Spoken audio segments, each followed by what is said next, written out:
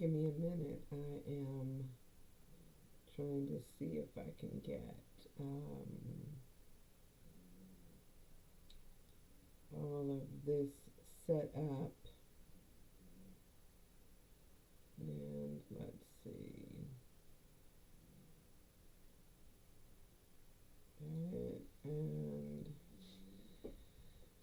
And this has been a chore this morning.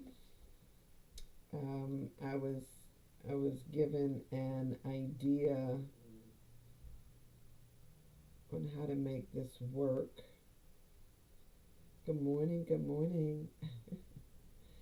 Um, I'll begin again and say that this has been a chore this morning. That I have been trying to figure out how to make this work today, and it's not been easy. Um, and I'm just going to claim that I'm finally here and claim it as all good, but it has been an interesting chore. An interesting chore. So remember, I don't know how this is going to come across on your end, but remember, I've been having a lot of issues with my desktop. And my desktop has been, shutting down in the midst of it. So I switched over and uh, started doing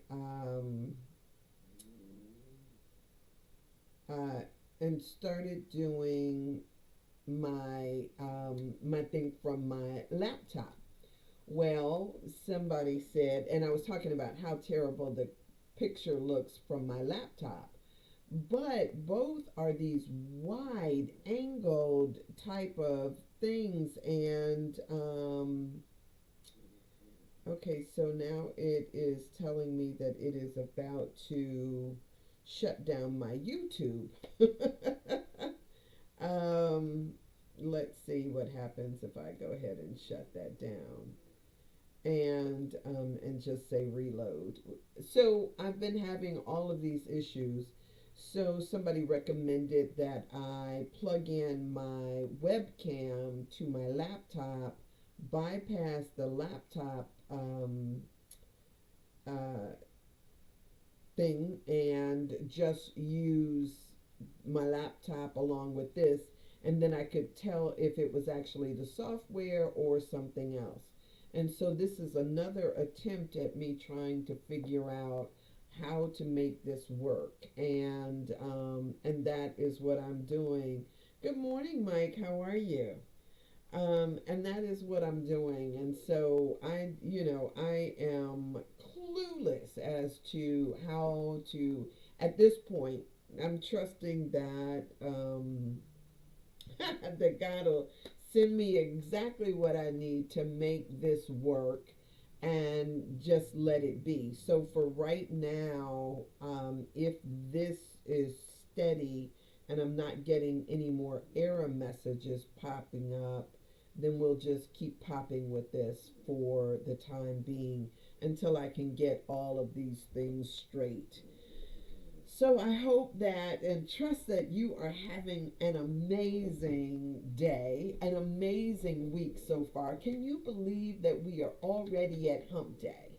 And it's been, I've had, it just seems like um, my days get so busy. I sometimes feel like I'm on when you know how you see one of those runaway carriages on a movie screen, and it seems like the thing has gotten away from you, and you just kind of going along. So sometimes my weeks seem like that. I'm trying to proclaim order in the midst of it, and I just actually just go with it. It's just like, okay, let's see where this goes, and make it do what it do. So I love the way that all of this shows up in my life. And as much as I may talk about it like I'm complaining about it, I'm actually not. I know that there are people out there that look for things to do, that are, that seem to not have a plan or a purpose. And the fact that I've got so much that is coming at me. One of the things I love to talk about is imagination, and imagination and intuition and all of those things. A lot of times we see it as something that is, what do I want to say, like a frivolous kind of kind of thing that the young have time for. But I tell you, if you don't make time for it, the word I love to use is bereft. You will be missing out, missing the heck out. Because one of the things that I know is that spirit speaks to me through my imagination. So and in my dreams, and in all of these, these wonderful ways. And I will tell you that we do people a disservice when we poo-poo on the idea of this imaginal realm.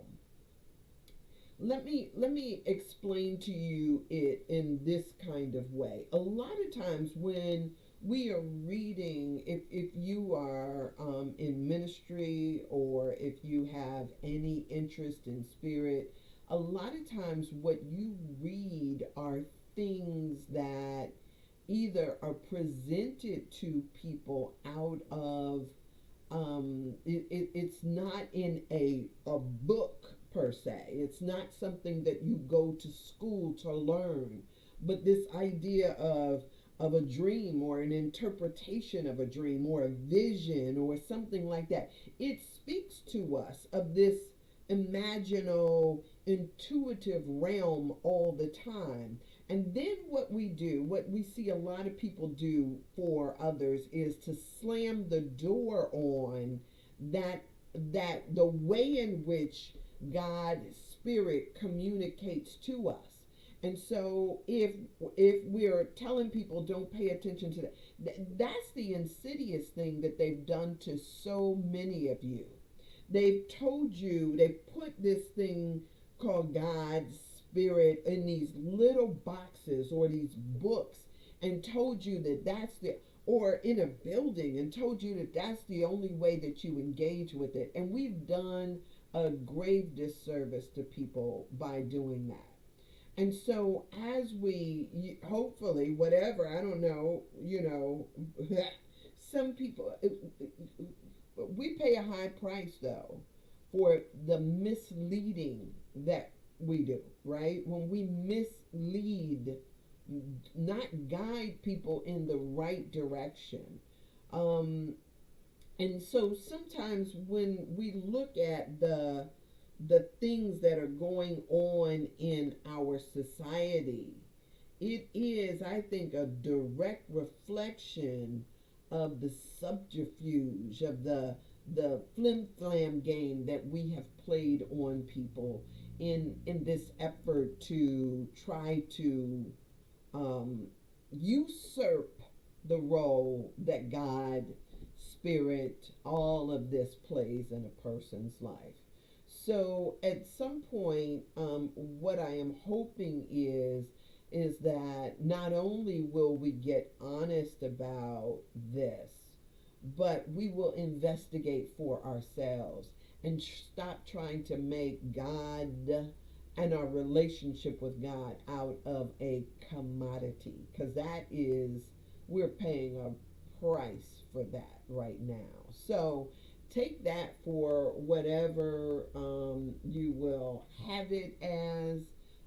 Put it in your pipe and smoke it, or not, or but just consider. There was, Jesus did this whole thing where he says, "Woe unto you, Pharisees and Sadducees! You will, you know, you ain't in the kingdom of heaven, and then you dam it up so that other people can't see it too." and we've been warned, but we keep moving because this is what we've always learned. Wake up, wake up, right? And try it for yourself. I mean, I just think that a sincere efforting is is in order. And don't go run into somebody else to find it out, because that's what I tell people all the time. God speaks directly to me as it does to you all the time. And so the moment you go trying to get somebody else to, that was bothering me, get somebody else to, um, you know, intercede for you, you just cut yourself off. So consider that. And I just love. Thank you, Spirit, for because who knows? I didn't have an intention to say that, but it just, that's what came out. You know, and there's so many places that I can go with that. There's so many places that I can go with that. At a certain point, figure out we gotta figure some stuff out. It's not the outer stuff. We try to regulate people's activities and what they're doing and all of this stuff in this effort. We're missing the ball, missing the ball. So this thing of just having an imagination is crucial. And so sometimes when I'm on here talking, all the time when I'm on here talking to you, or even in my dream state. Yesterday I had a very interesting dream, and there was a woman who had gotten into a car that I was driving, and she had this kind of wild hair. It was dyed some interesting colors. I want to say it was gold up at the top, and then a different color like green or something coming down off of the sides. And she had gotten into a car that I was supposed to be driving, but there was some kind of way that I was shifted. My whole body was shifted, that I was not in control of the car, and the car was moving, and I was trying to get my foot on the pedal, or my hands on the steering wheel so I could face forward and actually drive the car. And because I was unable to drive the car, I'm trying to holler at her to say, hit the brakes, like she was going to come from the passenger side. Now, she had gotten in the car without my permission, right? This was somebody who just invited herself to get in my car. And for some reason, I was stuck, overturned, twisted some odd way, and couldn't get back to where I was looking forward at the road. And finally, because I was in such a panic, I pulled myself out of my sleep. I pulled myself out of my sleep to find that I fell asleep while I was reading, actually. And the way that I was twisted was the way that I was twisted in this car. And so I pulled myself back forward, so that and realized then that it was all a dream. And when I come out of things like that, it becomes like things that I ponder, like, where in my life am I feeling that I'm not in control? And hopefully it's everywhere in my life, because one of the things that I try to do is stay surrendered, stay open to guidance. But does that mean riding or driving blind because I let go and let, you know, and let God? Does that mean that I'm blind, or does that mean that I'm still in this space of, at least being in awareness, in my awareness? So it was a really interesting dream for me. And just like the dream that I had of me being earth walking, I will sit with that and let it keep showing me what it is for me to see there. Now, it's really interesting because a lot of times what I find is that for each of us, our the stuff that comes to us is personal to us. You may have something, and things have different symbolic meaning for you than it does for another person. I am constantly aware of um, my feet and what I'm doing with my feet, because there is a level of connectedness, of connecting to the earth, that I do with my feet. And so when I'm grounding down into the earth, and I know that I'm connecting, and I know what that looks like. I don't know about you, but I know what it looks like to be, what earth looks like. I talk constantly about this, my gardening experience and the way that I compost. And even when I'm working in my garden, especially when I'm starting, like this time of the year, I'm starting to go out and turn it over. And when I'm turning things over, I'm not only I'm standing there usually in my bare feet, even when the ground is cold, because I know that there is a heat. Once I connect in, there's a heat that sustains me. I think sometimes y'all don't. This is me drifting for a second. I think sometimes that us putting all of the stuff that we do on our feet does us a disservice. We do things that disconnect us from the earth, so we don't see that there's an energy exchange that takes place when you allow your feet to actually hit the grass. So they talk about grass being a natural detoxifier. Down south, people used to walk around barefoot all the time, sometimes here too.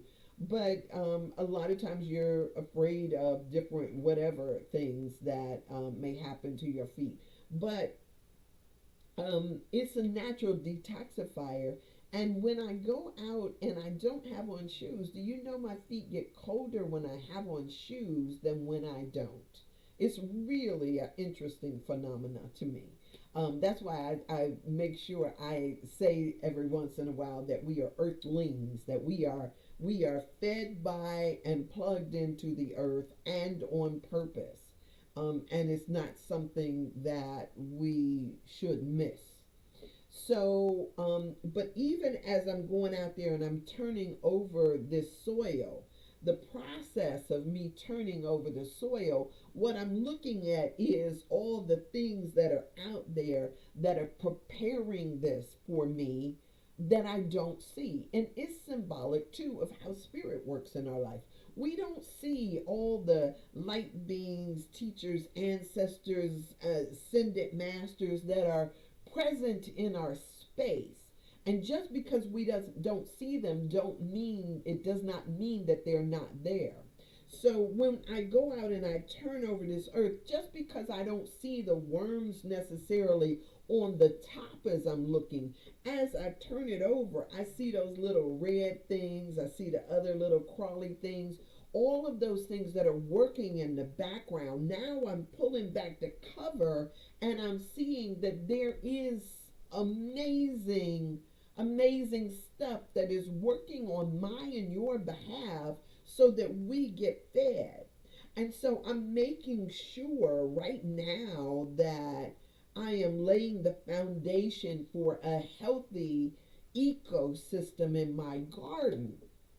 But now when you think about that same thing in your body, there are all of these microbes and all of these other things, cells, all this stuff that is working, whether you call it bacteria or yeast or cells or whatever you call it. They are all working on our behalf. And just because we don't see them up under a microscope and realize that there are all these entities, individualized entities that are working on your behalf to make sure that your food is digested, that your blood flows, that your heart beats, that everything is working according to plan. All of it is working.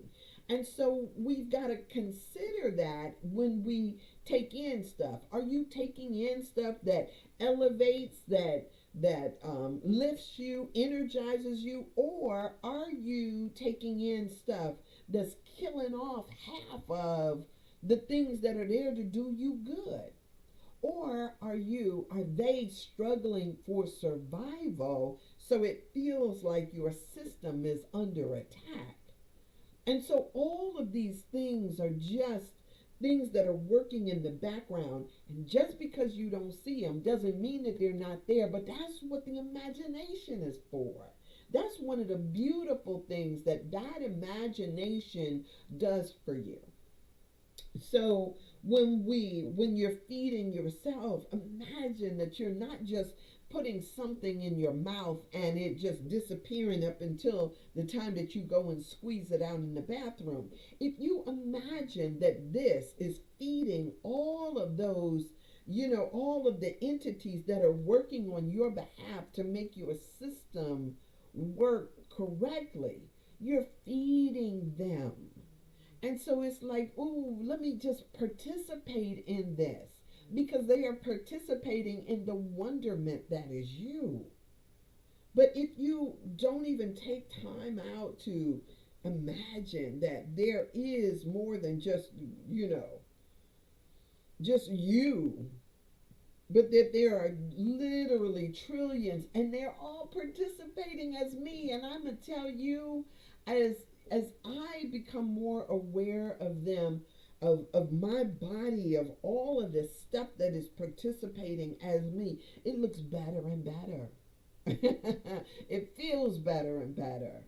And I develop a relationship the same way that we have to develop a relationship with spirit, the way that we have to recognize that everything around us is alive and engage with that. Oh, I don't know about y'all, but that is, it's so amazingly good to me, right? When I think about it in those terms.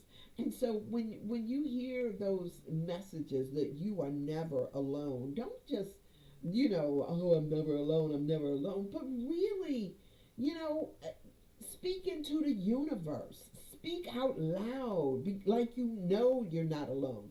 Sure, they can hear your thoughts, but sometimes the speaking is for us. We got to speak over our own lives, over our own self, right? And so, I mean, why not? Are you worried about what somebody else says about you? Are you worried about how it looks? Well, okay. If that's where you want to go, it's such a small way of thinking about stuff. Oh, y'all, I just sometimes when I think about, it's just so good. It's so good. So, we've seen and we hear and we've read and all of these stories about other people who have been able to do great things. And they only do this by tapping into this imaginal, intuitive realm. The and I don't even want to call it, when we call it, I don't know, some people would call it supernatural. I don't know if that's a good word because it's all natural. When we call it supernatural, it sounds woo woo rather than common. And so I'm just hoping and praying that in all you're getting, you get some understanding about how this works for you. That it works for you. and how it works for you. So um, is good. It's good. It's good. So let me read for you the daily guide because that's what I do. I'm going to read the daily guide. I'm not going to tell you what I'm doing afterwards because I don't know. I'm going to see how this hits me, and and this is what I do. I read this anyway. Um, I get in the one class that I go to, they're always talking about um, what is it? They talk about our spiritual practice, right?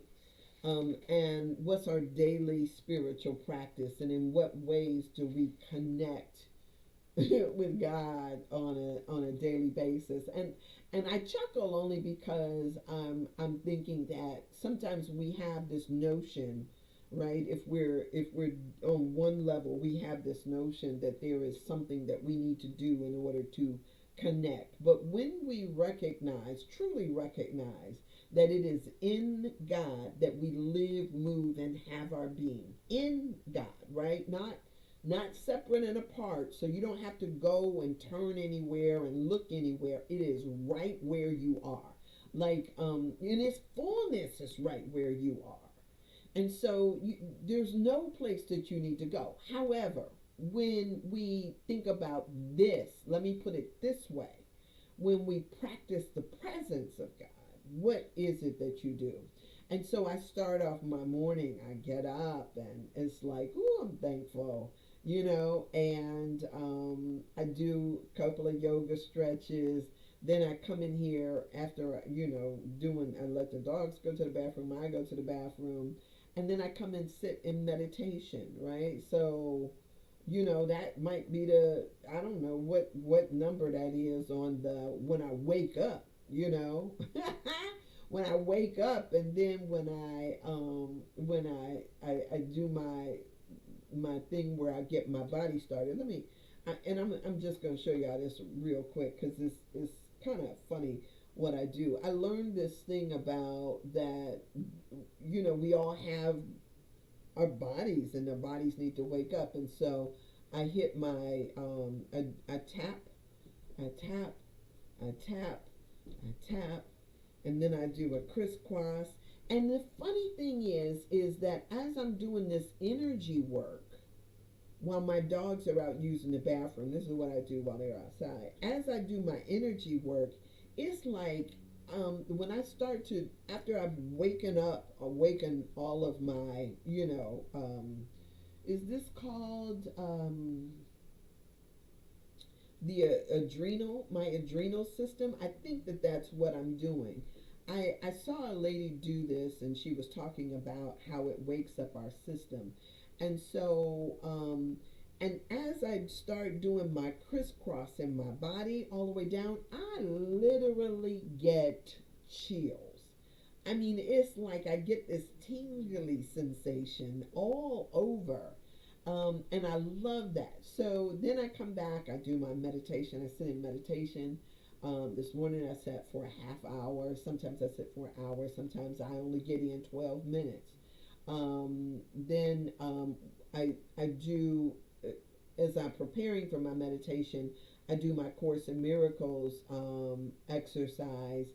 And I used to read the daily guides and that and then go into meditation, but now I read it on here. So I do my meditation, I do journaling, and then I do when I come on here, this to me is also a spiritual practice.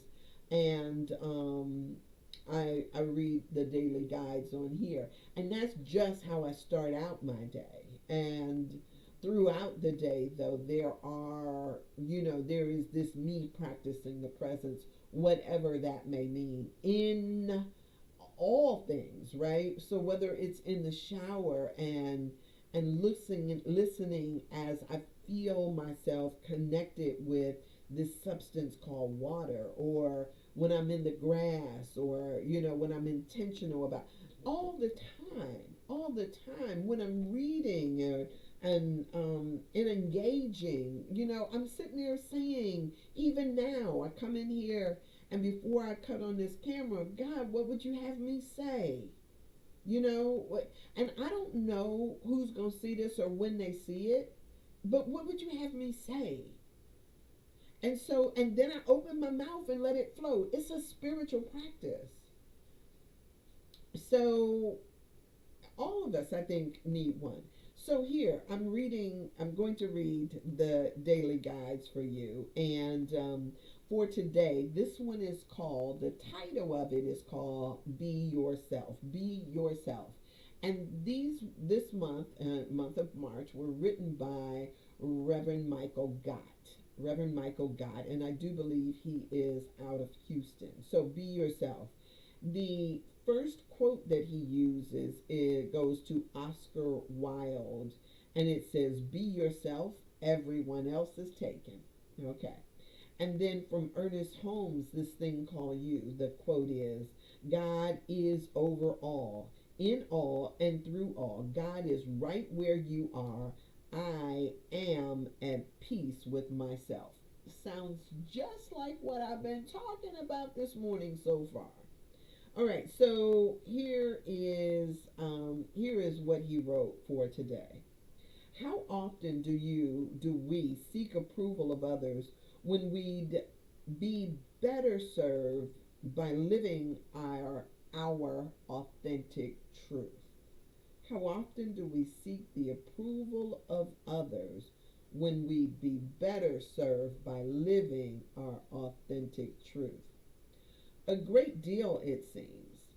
There is value in being aware of the wake we create as we move in the world.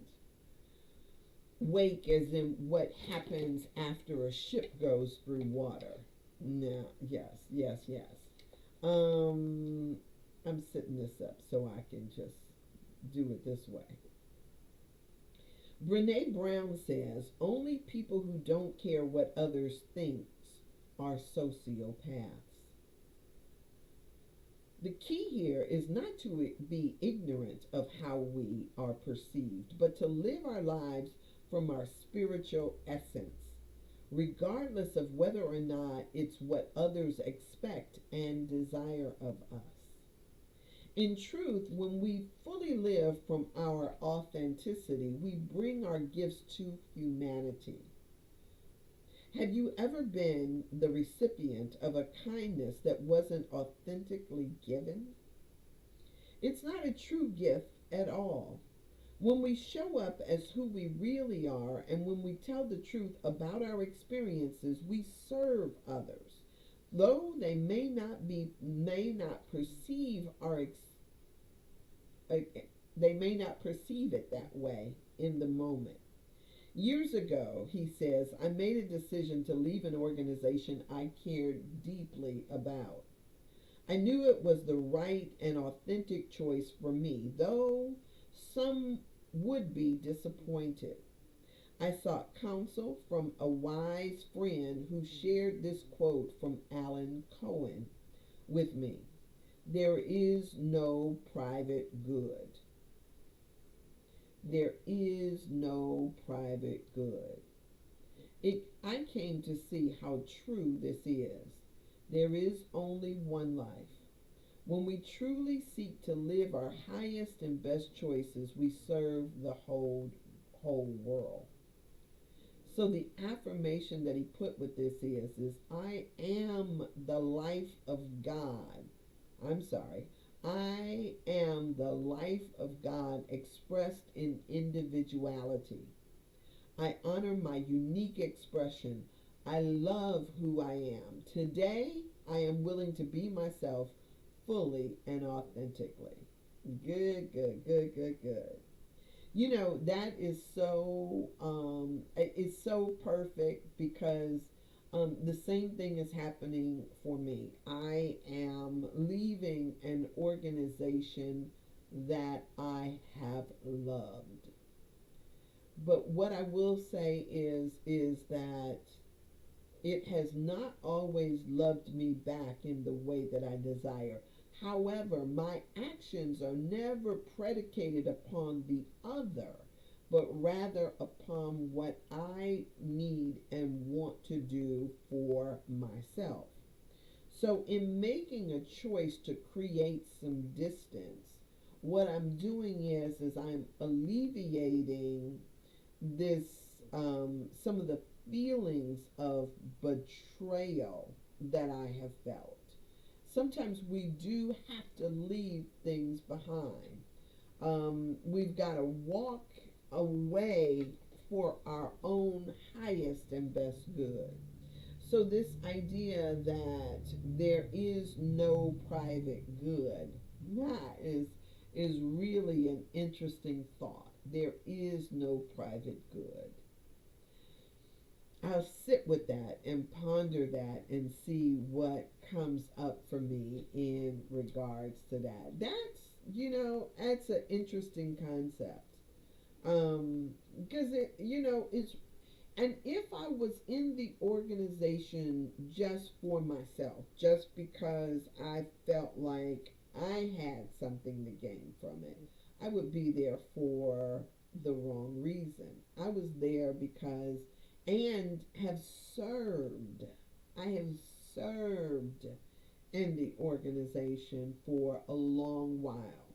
And as you know, these organizations, we're not getting paid. We're doing it out of the love of our hearts. And when you no longer feel that you can give from that authentic space, it is time to move aside. That's one of the things I have struggled with over the years of just being able to listen to the guidance and determine when it's guidance from God or if it's my ego that is trying to speak up. Because your ego usually speaks loudest and it usually speaks up first. And it is most insistent that it's right. You know, that the way in which it has seen things and interpreted things, it believes itself to be right. And that's the mental part of us. But I needed to step back and really look at the the spiritual part of it. Like, how is this adding to my life? And when I take it that it has pulled me away from doing what I think my life is purposed for, then it becomes time for me to make some real decisions. I don't know who needed to hear that, but that is, there it is. Whoop, there it is. so, that whole thing is really a good idea. It's helpful for me in my thinking, in my estimation, and so I hope that that was something that served something for you as well. So I'm good. I feel as if I am complete for today. So here I am going to I'm gonna jump off of here and because I got some messages coming through. And I'm going to get on with my day, and I'm going to wish you an amazing day as well, knowing that all things are working for your good. Start up your imagination, right? Go easy on yourself, really. I mean, allow yourself the to be as little children, to look at the world in wonderment, to look at it anew, and see all the things that are around you, that are there for you. As a matter of fact, I meant to do this. Um, yeah, just allow yourself to look anew on the things that are out here and that you could see and how they might, how they might have something wonderful to show you, how it might have something that you can glean and learn from if you just open up, right? I think it's a beautiful thing. I think when you recognize, yeah, when you recognize that it is here for you, I think it's a beautiful thing. So have an amazing day, and I will do this again, of course, tomorrow, and I look forward to seeing you then.